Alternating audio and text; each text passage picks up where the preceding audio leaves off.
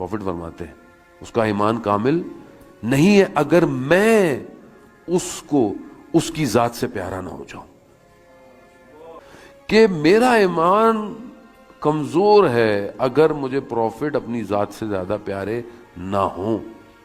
تو کیا واقعاً ہمیں پروفٹ اپنی ذات سے زیادہ پیارے ہیں؟ کیا واقعاً ہم اپنے رسول سے محبت کرتے ہیں یا نہیں کرتے؟ ہم رسول کو کتنا یاد کرتے ہیں؟ صرف ایک ہی دن وفات کا آتا ہے بس، یا ولادت کا آتا ہے. اس کے علاوہ ہماری زندگی میں ڈیلی روٹین میں پروفٹ کہاں ہے؟ پروردگار قرآن میں کہہ رہا ہے لقد کان، تمہارے لیے جو اسوہ حسنہ ہے، جو رول ماڈل ہے، وہ کون ہے؟ قرآن کیا کہہ رہا ہے؟ قرآن رول ماڈل کس کو بنا رہا ہے؟ اور ہم نے آج رول ماڈل کیا دیا ہے بچوں کو؟ Marvel, D C comics, Disney, یہ ہمارے بچوں کے رول ماڈل ہیں. اس میں شرمانے کی بات نہیں ہے، کیونکہ یہی دنیا دے رہی ہے. کیا ہمارے گھروں میں بچہ کا رول ماڈل پروفٹ ہے؟ بچوں کو چھوڑ دیں، پہلے ہمارا ہونا چاہیے تو بچے کا ہوگا. کیا میری لائف میں رول ماڈل پروفٹ ہے؟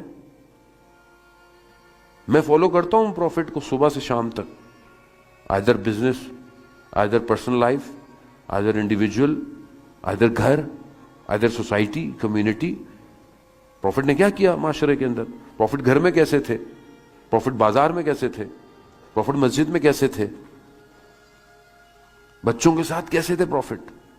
اور جانے محترم، اس کا مطلب ہے کہ مجھے رسول معذرت شاید پیارے، شاید جس طرح ہونا چاہیے ویسے نہیں.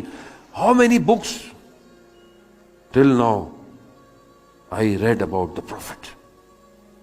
اتنا تو حق بنتا ہے نا 1,24,000 کے سردار کا. پروردگار کیا فرما رہا ہے؟ پروردگار کہہ رہا ہے کنتو کنزن مخفین، میں چھپا ہوا خزانہ تھا. پروردگار کہہ رہا ہے میں نے چاہا پہچانا جاؤں، میں نے نور محمد کو خلق کیا. میں نے نور محمد کو خلق کیا. یعنی خدا محتاج نہیں ہے کسی کا. انتم الفقراء الی اللہ، اور وہ غنی ہے، لیکن وہ چاہتا ہے کہ میں پہچانا جاؤں. کس کے ذریعے سے؟ پروفٹ کے ذریعے سے. اب جس کے ذریعے سے خدا اپنی پہچان کروا رہا ہے، اس کی زندگی کے بارے میں میں نے کتنی کتابیں پڑھی ہیں. دنیا کی کوئی کتاب آتی ہے تو میں لائن میں کھڑے ہو کے خریدتا ہوں. بڑے فخر سے شیلف میں رکھتا ہوں ہیری پوٹر کو، ہابٹ کو. پروفٹ سے ریلیٹڈ کتابیں میرے شیلف میں کتنی ہیں. کتنی میں نے سیرت پروفٹ پر کتاب پڑھی، لکھی، سنن نبی پر کتاب پڑھی، اور پھر اس سنت کو اپنی زندگی میں پریکٹیکل امپلیمنٹ کیا. اور جانے محترم یہی تو ایک المیہ ہے. پھر مسلمان جو ہے وہ کہتے ہیں کہ ہم متحد نہیں ہو پا رہے، ہمارے بڑے مسائل ہیں.